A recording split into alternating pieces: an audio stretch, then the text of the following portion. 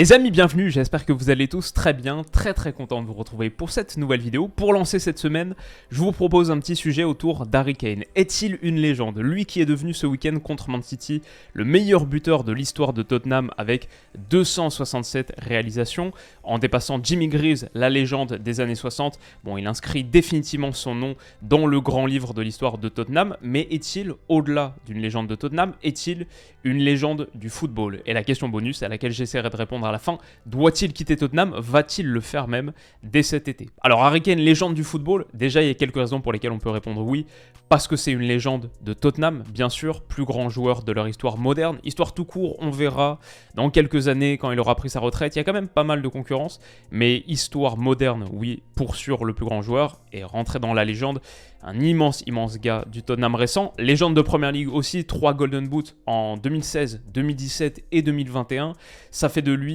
le troisième, on voit ces 3 souliers d'or, 3 Golden Boots, ça fait de lui le troisième meilleur buteur de l'histoire de la Première Ligue. Avec 200 buts, il est à 8 petites unités de Wayne Rooney à la seconde place et à 60 longueurs seulement, entre guillemets, d'Alan Shearer. Un record qu'il pourrait dépasser sur les prochaines saisons. Si Harry Kane devient le meilleur buteur de l'histoire de la Première Ligue, il deviendra encore plus une légende et il en est pas loin. Légende de l'Angleterre aussi, on n'en a pas parlé pour l'instant, mais capitaine des 3 Lions et actuellement co-meilleur buteur de l'histoire de l'Angleterre. À égalité avec Wayne Rooney, 53 buts chacun, mais Harry Kane avec 40 matchs de moins. Il est donc devant Charlton, devant Lineker, deux très grands noms de l'histoire de l'Angleterre. Il est aussi le meilleur buteur de la Coupe du Monde 2018, donc un trophée individuel sur la plus haute estrade du foot. Enfin pour Kane, l'histoire est belle et ça je trouve que ça compte un petit peu dans la légende. Il est né, il a vécu à 15 minutes de White Hart Lane, il a été formé à l'Académie de Tottenham, là on le voit avec sa future femme et David Beckham aussi. Voilà, formé à l'Académie de Tottenham, même s'il a été trimballé sur les 4 premières années de sa carrière professionnelle, 4 prêts différents, quand il revient, il explose absolument tout. Sur sa première saison à Tottenham, c'est une saison à plus de 30 buts, toutes compétitions confondues, 21 en Première Ligue. Il est élu meilleur jeune joueur de Première Ligue. Sur cette première saison, il est encore le numéro 18. Il prend le 10 l'année suivante et sera Golden Boot. Le premier de ces 3 Golden Boot qu'il remporte 2 fois consécutivement. La saison suivante ensuite, et même en 2017, sur l'année civile 2017, il est le meilleur buteur d'Europe, toutes compétitions confondues, avec 56 unités. Donc son début de carrière à Tottenham est phénoménal, et si on accepte ses prêts, ou si on considère que malgré ses prêts, il appartenait à Tottenham à ce moment-là, bon, il n'a connu qu'un seul club sur sa carrière professionnelle.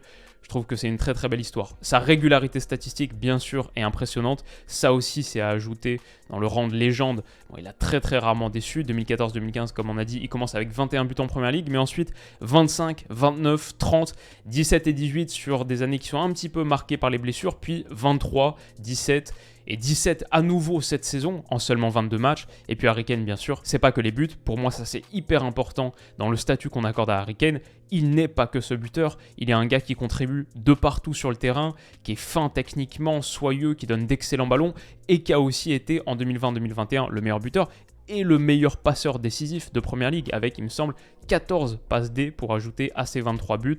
Ça c'est Harry Kane, un 9 extrêmement complet, 9,5, un joueur moderne par excellence et qui a marqué l'histoire du jeu sur les dernières années. Pour moi c'est très important. Alors est-ce que c'est suffisant pour être une légende? On peut aussi argumenter que non. La première raison, phare, ça c'est son armoire à trophées. Il n'y a absolument aucune récompense collective qui a été gagnée par Harry Kane dans sa carrière. Que des distinctions individuelles, jamais un seul trophée. Je crois qu'on peut dire qu'il est le plus grand joueur de l'histoire, en tout cas de l'histoire moderne, à n'avoir jamais remporté le moindre trophée. Il y a une incohérence qui est folle là-dessus, et forcément difficile d'être une légende sans avoir gagné de trophée. L'autre argument majeur dans le camp du non, l'autre grand bémol de la carrière d'Harry Kane, c'est qu'il a été fantomatique dans les matchs les plus importants. Cette finale de Ligue des Champions 2019 contre Liverpool, même s'il revient d'une longue blessure de 2 mois, fantomatique. Ça c'est l'équipe après cette finale de Ligue des Champions. Ça c'est le sondage après la demi-finale de Coupe du Monde contre la Croatie, où il est élu flop du match à 58% parmi d'autres options. Il y a cet énorme raté qui coûtera très cher, mais globalement aucun impact sur le match. Peut-être le match le plus important de sa carrière, cette demi-finale de Coupe du Monde. Si on accepte peut-être la finale d'Euro aussi, d'Euro 2020-2021 contre l'Italie, où il a été calamiteux, un seul ballon touché dans la surface, c'est son penalty au moment de la séance de tir au but, 0 tir sur les 120 minutes, 0 occasion créée, ça c'est Harry Kane sur cette finale d'Euro. Et puis plus proche de nous, il y a ce penalty raté contre la France en quart de finale de Coupe du Monde 2022. Alors, Harry Kane, légende, oui ou non? Mon avis final sur la question. Ce que je vais dire d'abord, c'est que je trouve le personnage Harry Kane fascinant. C'est un super révélateur de ce qui se passe dans le monde du foot actuellement. Il est à la fois symbole de l'insularité du football britannique, de ce football de Première Ligue, dont il est une légende sans aucun conteste quand on regarde les débats sur Sky Sports, etc. Harry Kane, c'est le meilleur neuf de la planète pour beaucoup des consultants. Donc il est symbole de cette vision particulière du football que portent les Britanniques, qui sont un peu plus coupés du reste du football européen, qui ont leurs propres idoles, leurs propres légendes. Mais Harry Kane, non seulement symbole de cette insularité, mais aussi du rayonnement planétaire du championnat anglais, du championnat britannique. Un joueur de Tottenham qui n'a jamais gagné de titre de sa carrière et qui pourtant a cette aura-là, qui est à ce point-là une superstar du monde du foot, et même en Europe, on est d'accord pour dire qu'il l'est. Voilà, c'est ça la particularité d'Harry Kane, et il symbolise à quel point cette Première Ligue est puissante.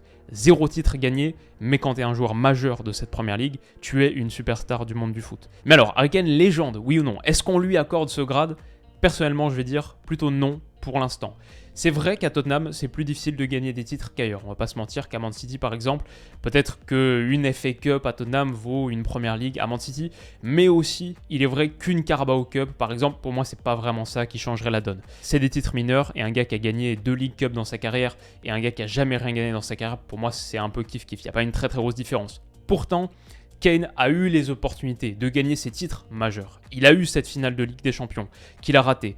Il a eu ce quart et cette demi de Coupe du Monde qu'il a raté. Il a eu cette finale d'Euro qu'il a ratée. Le fait d'avoir été en dessous à chaque fois dans ses matchs, c'est surtout ça que je lui reproche, entre guillemets, pour ce statut de légende. Et de légende sans trophée, trop difficile de lui accorder quand il n'a pas été bon dans les matchs qui auraient dû rapporter des trophées majeurs, ou auraient pu. Légende du football, donc, pour l'instant, je vais dire non, mais ça en reste pas moins un joueur que j'adore voir, un de mes préférés. Comme j'ai dit, sur le jeu, sur la question stylistique, je trouve que ce qu'il apporte au football, ouais, c'est génial. C'est vraiment un de mes joueurs préférés, un des joueurs que j'adore le plus voir jouer. Et surtout, on n'a pas encore donné peut-être l'élément le plus important de cette vidéo par rapport à ce rang potentiel de légende, etc. C'est que Kane, il est encore jeune. Kane, il a seulement 29 ans. Il y a des choses qui vont venir encore dans sa carrière et il aura peut-être les opportunités de finir avec 1, 2, 3 trophées majeurs. C'est encore possible. Le débat, il est anticipé. C'est simplement parce qu'il a battu ce record de l'histoire de Tottenham aussitôt, entre guillemets, qu'on fait cette vidéo. Mais en plus, avec les qualités qu'a Kane, il peut peut-être jouer 6, 7, 8 ans de plus à très haut niveau. On verra. S'il n'y a pas de blessure, etc. Et d'ailleurs, tout ça, ça pose la question de savoir, va-t-il quitter Tottenham? À quoi ressemblera cette suite pour lui? Son contrat expire en 2024 et il n'y a pas eu beaucoup de discussions récemment sur les conditions d'une prolongation. Il est probable qu'il attende de voir si Tottenham sera compétitif la saison suivante avec ce qui sera fait sur le marché des transferts, la situation Conte, etc.